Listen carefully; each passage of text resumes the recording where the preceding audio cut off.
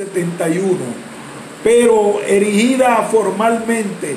por su sucesor Gregorio XIII el 13 de septiembre de 1573,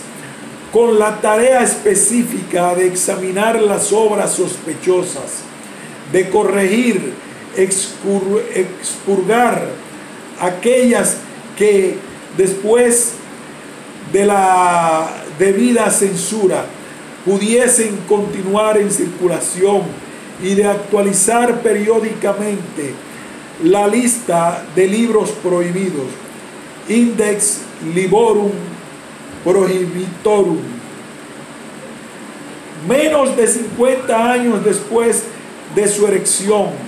el Santo Oficio Romano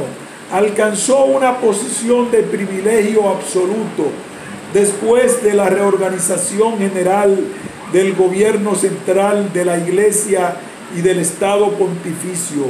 obrada por Sixto V, con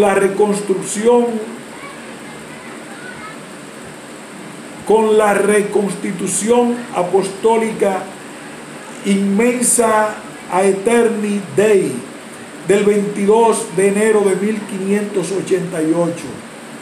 De hecho, la Congregatio Sanctae Inquisitionis a Heretica Prebatitis fue colocada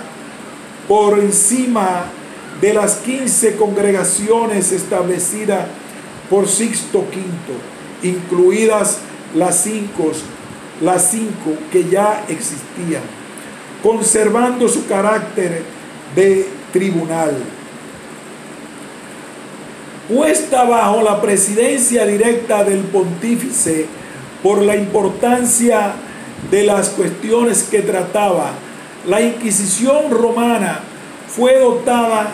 por Sixto V de facultades más amplias, por lo que cabía en su esfera jurisdiccional todo aquello que pudiese referirse a la fe, con extensión de sus poderes no solo a Roma y al Estado Pontificio, sino a todos los lugares y ante cualquiera, de manera que tanto los latinos como los orientales dependían directamente de ella, con la excepción de los tribunales que pertenecían a la Inquisición española y portuguesa, cuyos privilegios respectivos no podían ser modificados sin el consentimiento expreso del pontífice. A pesar de la congregación,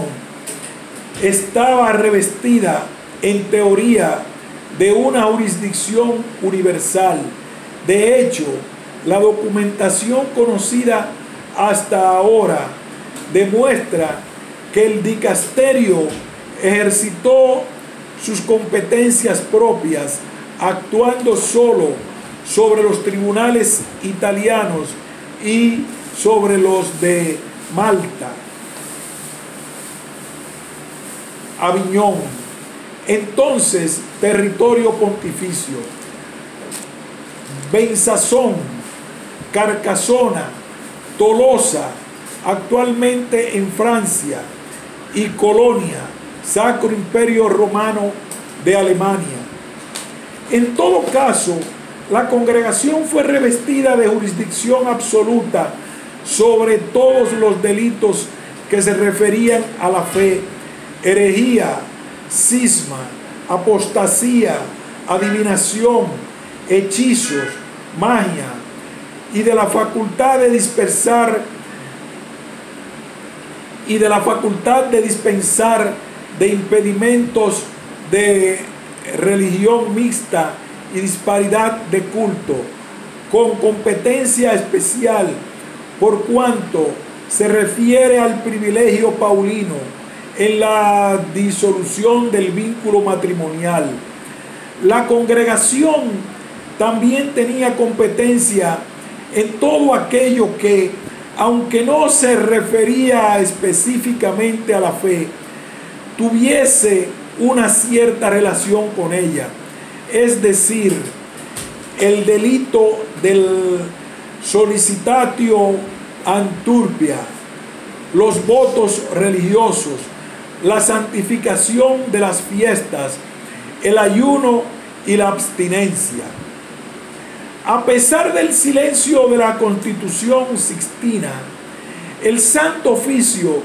también quedó con el encargo de la censura y proscripción de libros reconocidos como heréticos,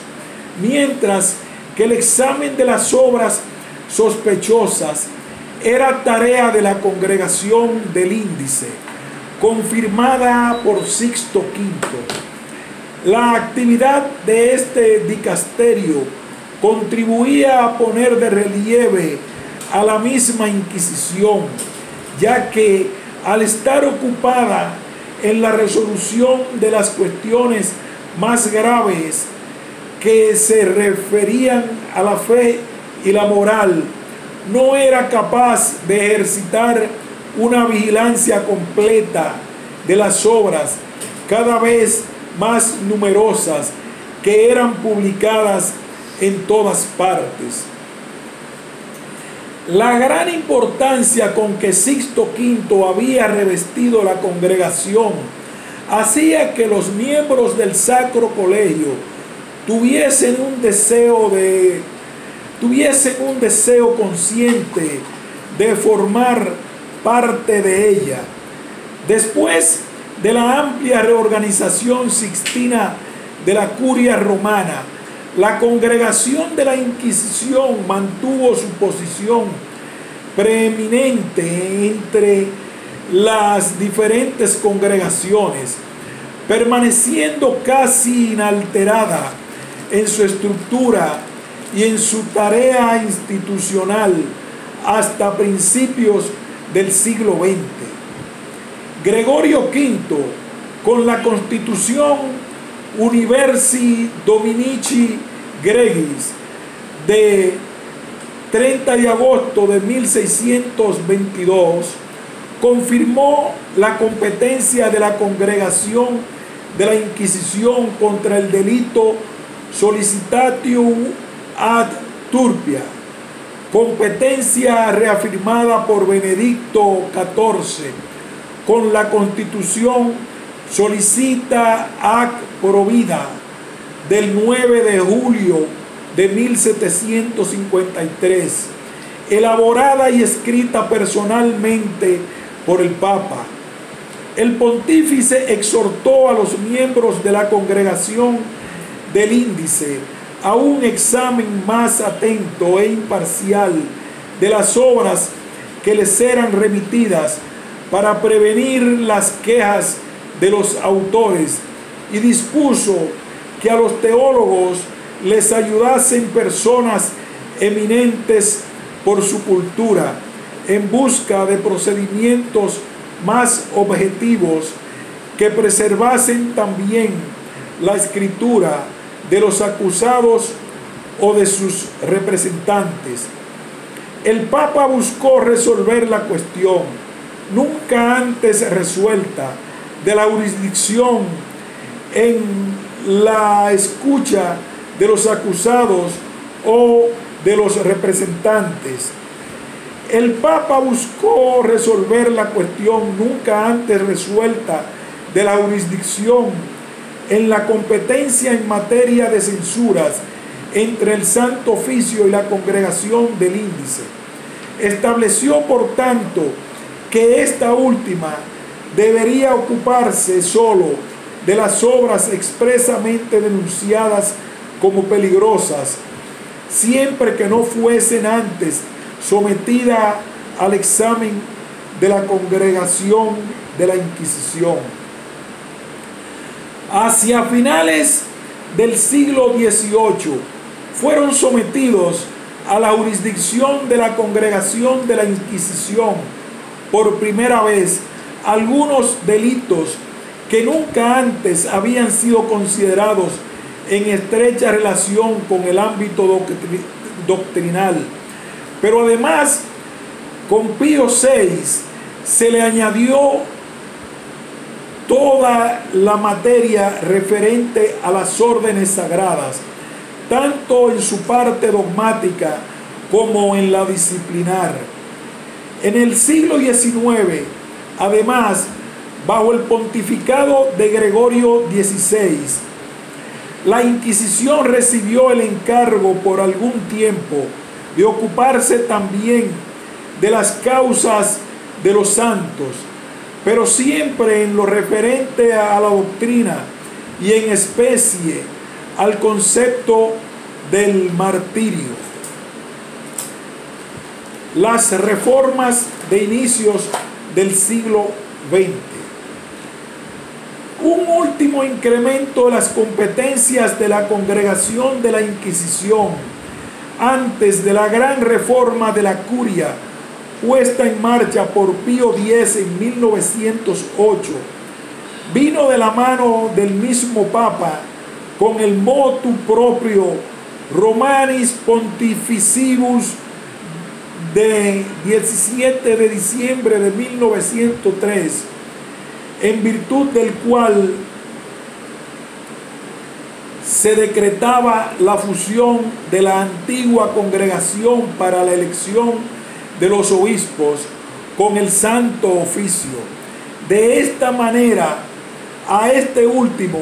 se le otorgó, salvo las oportunas excepciones, materias relativas a la elección y promoción de los obispos de todo el mundo, salvaguardando los de los territorios que dependían de la congregación de propaganda fide y de los que dependían de los asuntos eclesiásticos extraordinarios. Con la primera reforma total de la curia romana de los inicios del siglo XX, se introdujeron en la antigua congregación de la Sacra Romana y Universal Inquisición numerosas e importantes innovaciones. Esta reforma se debió casi exclusivamente a la iniciativa personal de Pío X.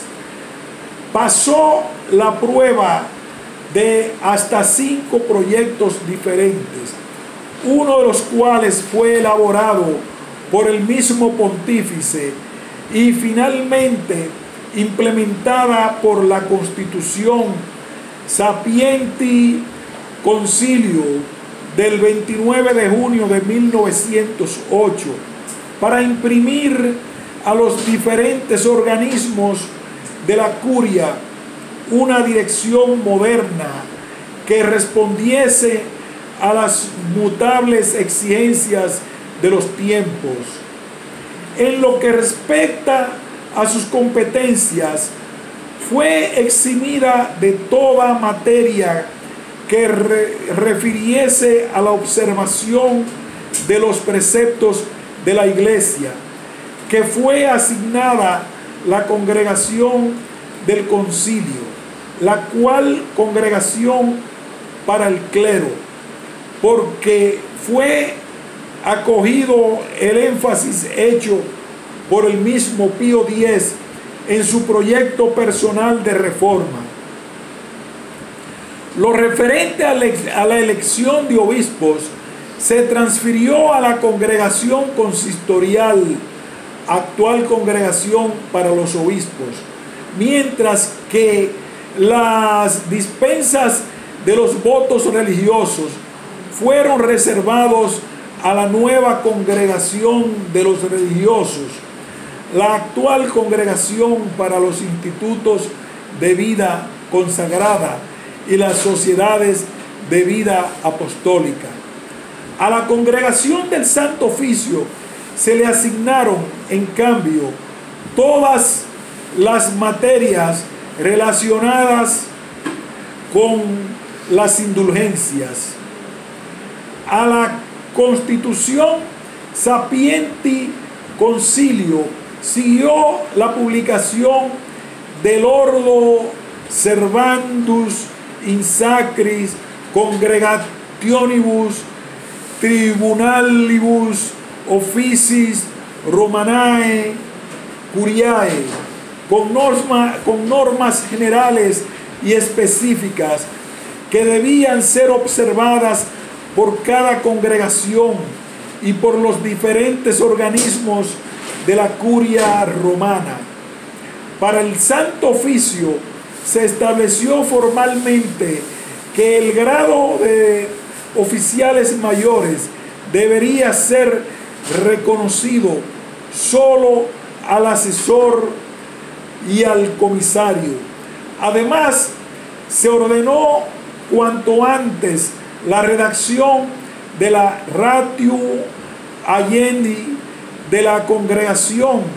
que sería publicada en 1911 con el nombre de Lex et Ordo Sancti Officii, con la que se definía la normativa propia de la congregación, con indicación expresa de cargos y funciones y organismos del dicasterio. Después de la reforma de Pío X, la nueva congregación del Santo Oficio quedó situada en primer lugar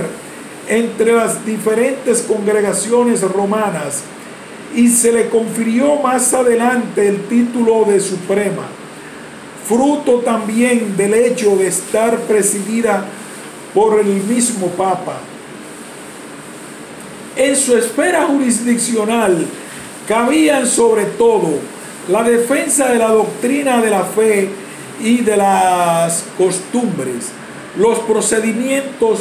contra las herejías y todos los otros crímenes que inducen a la sospecha de herejía, celebración de la misa y escuchar confesiones por parte de quien no ha recibido la ordenación sacerdotal, solicitatio et turpia, también por parte de sacerdotes, confesores, adivinación, hechizos, maldiciones, etc. La concesión del privilegio paulino y de las dispensas de los impedimentos de disparidad de culto y de religión mixta y toda la materia que se refiere a las indulgencias. En lo relativo a las competencias específicas del Santo Oficio, intervino también Benedicto XIV,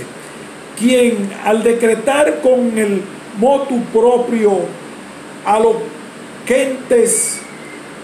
del 25 de marzo de 1917 la supresión de la antigua congregación del Índice como organismo autónomo, dispuso también su reincorporación al Santo Oficio, lo que figuraba ya en el proyecto de reforma de Pío X y que era necesario para solucionar los conflictos de competencias entre ambos dicasterios. No obstante, con el mismo documento, Benedicto XV, para aligerar las responsabilidades del Santo Oficio, le quitó todas las materias referidas al uso y concesión de indulgencias para transferirlas íntegramente a la penitenciaría apostólica, salvo el examen doctrinal de las nuevas oraciones y devociones. Después de la reestructuración puesta en marcha por San Pío X, la prefectura del Santo Oficio quedó también reservada al Papa,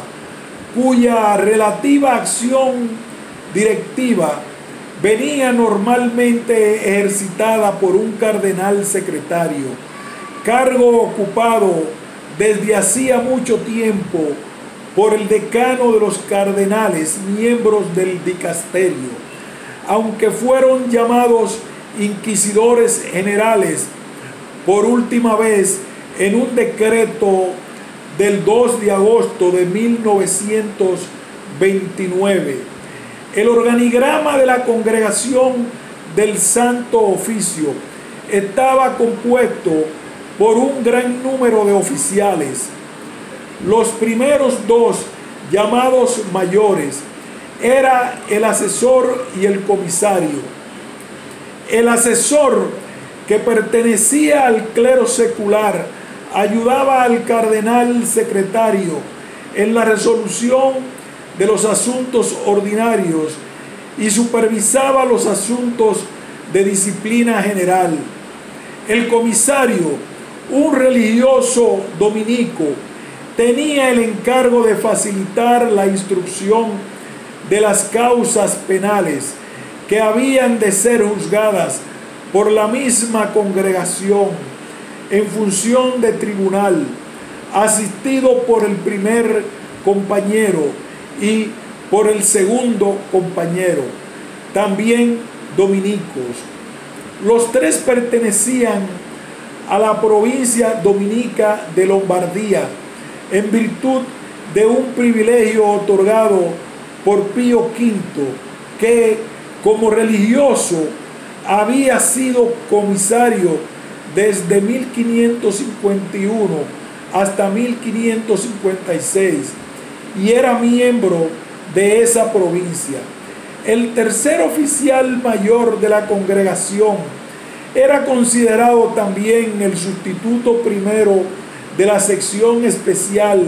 de las indulgencias durante el decenio de su actividad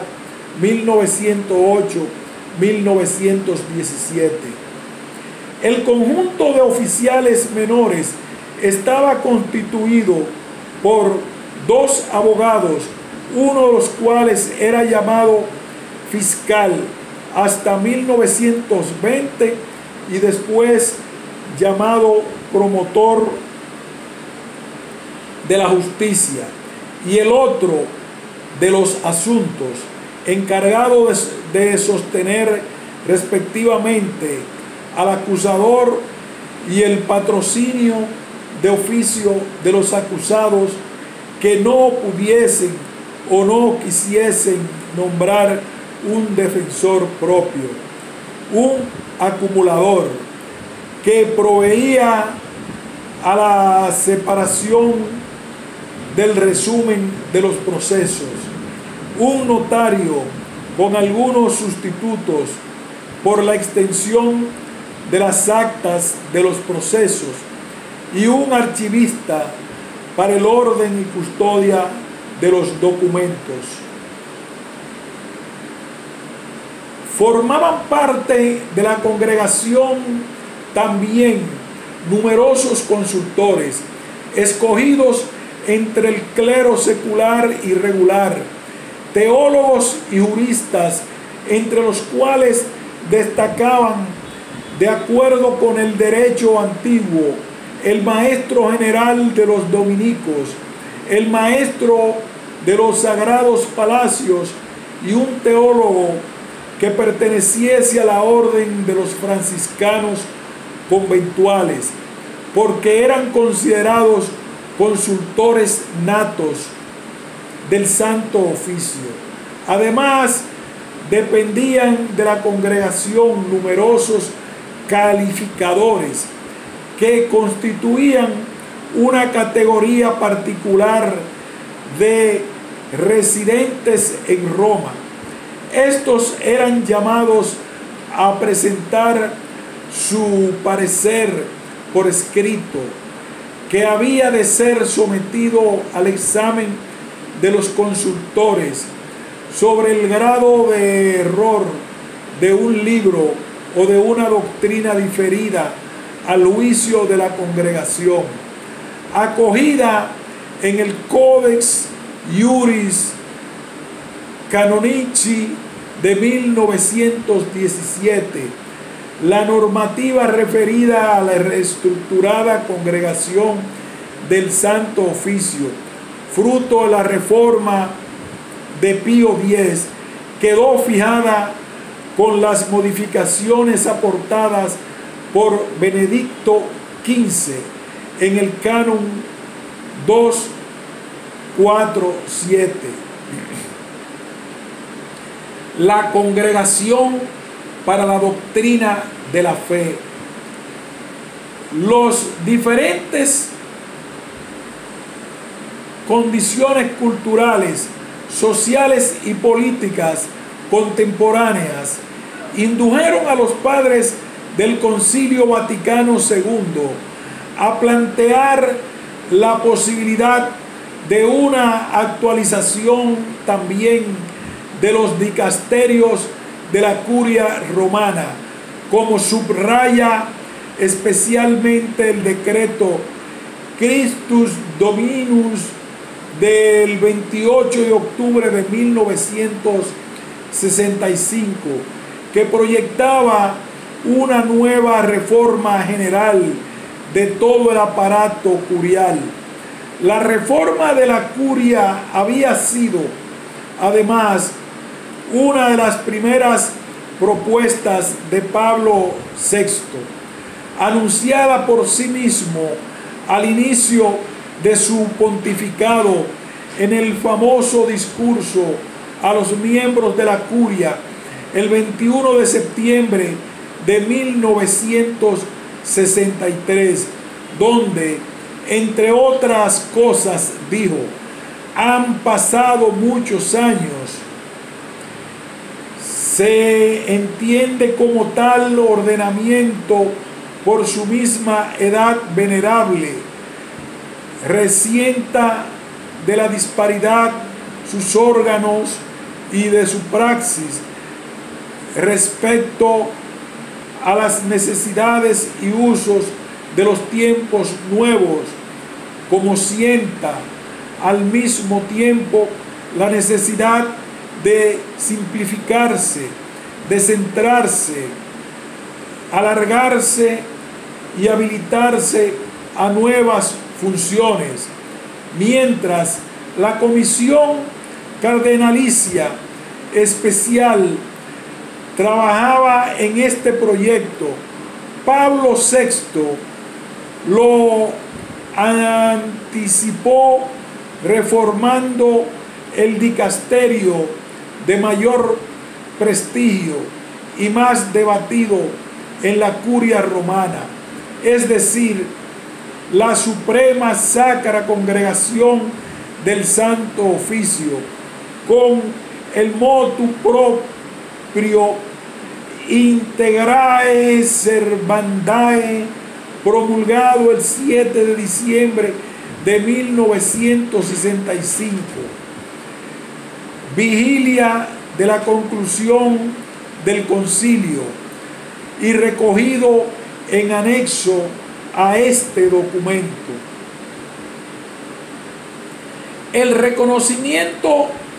del derecho de defensa garantizado a todos los autores acusados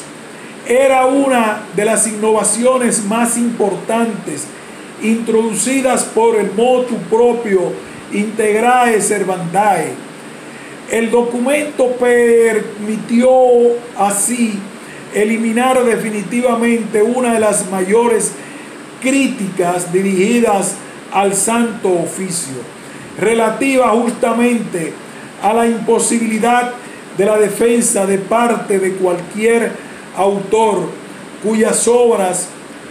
fueran examinadas por el dicasterio,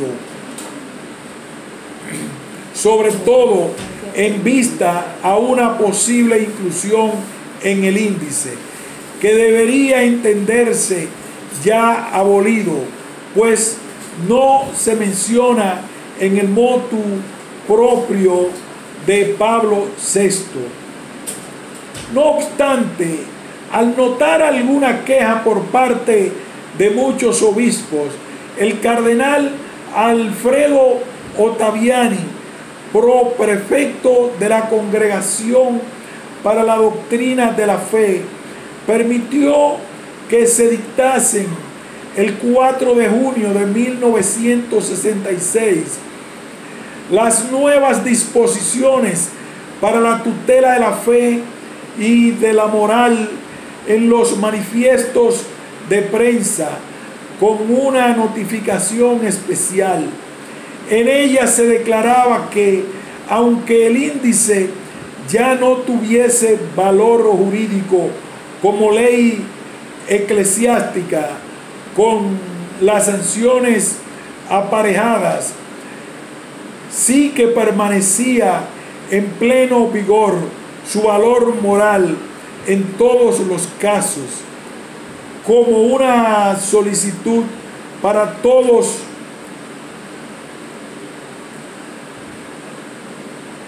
todas las conciencias cristianas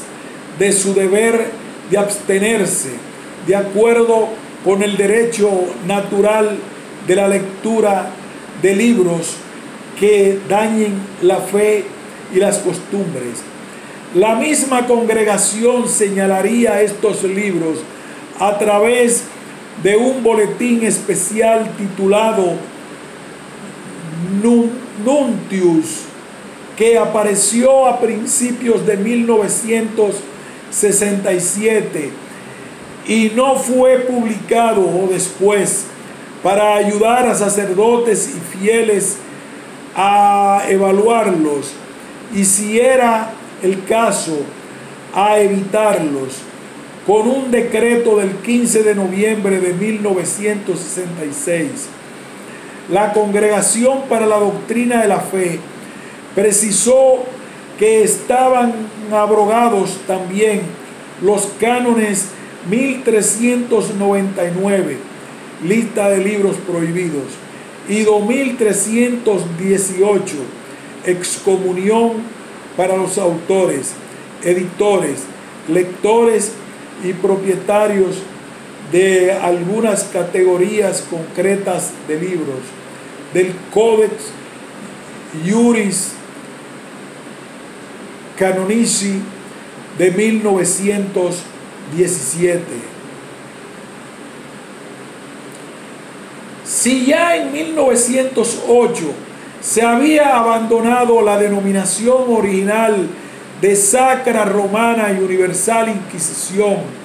demasiado vinculada al recuerdo de rigores antiguos, excesivos y mal vistos, aquella nueva Sacra Congregación para la Doctrina de la Fe, asumida en 1965 y más congruente con sus funciones actuales, sustituía también a la Congregación del Santo Oficio, que siempre había identificado el dicasterio a lo largo de sus 4 siglos de existencia. Contemporáneamente se abolía también la calificación